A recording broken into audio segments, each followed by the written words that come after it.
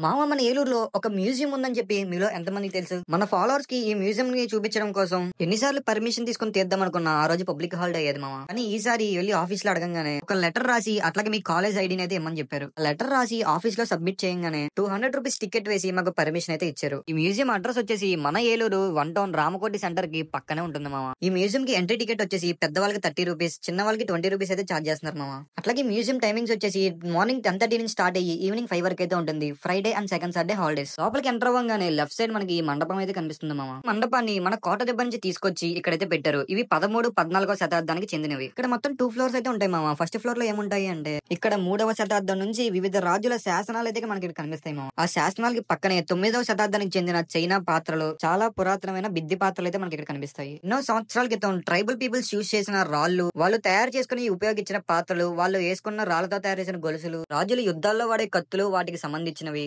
8వ శతాబ్దానికి చెందిన గణేశుని విగ్రహం, 18వ శతాబ్దానికి చెందిన శివలింగం, అలాగే 18వ శతాబ్దానికి చెందిన నటరాజుని విగ్రహం, ఇంకా ఎన్నో వేల సంవత్సరాల క్రితానివి హిందూ దేవుని విగ్రహాలు అయితే ఇక్కడ కనిపిస్తాయి మామ. అట్లాగే సెకండ్ ఫ్లోర్ లోకి ఎంటర్ అవ్వగానే ఎంతో అందంగా అట్లాగే చాలా పురాతనమైన చిత్రపటాలు అయితే మనకు కనిపిస్తాయి మామ. అట్లాగే వేల సంవత్సరాల క్రితం వివిధ రాజులు ఉపయోగించిన డబ్బుల్ని కూడా మనం ఇక్కడ చూడొచ్చు మామ. అట్లాగే ఇక్కడ ఉన్న ప్రతి వస్తువు గురించి మనం తెలుసుకోవడం కోసం డిజిటల్ బుక్ అట్లాగే డిజిటల్ స్క్రీన్స్ అయితే మనకు ప్రొవైడ్ చేశారు. ఇది కూడా మన ఏలూరులో ఉన్న ఈ మ్యూజియం అయితే విజిట్ చేయండి. ఫుల్ వీడియో కావాలనుకుంటే కామెంట్ చేయండి. అట్లాగే మన ఛానల్ లైక్ ఫాలో చేసి సపోర్ట్ చేయండి. ఉంటా మరి.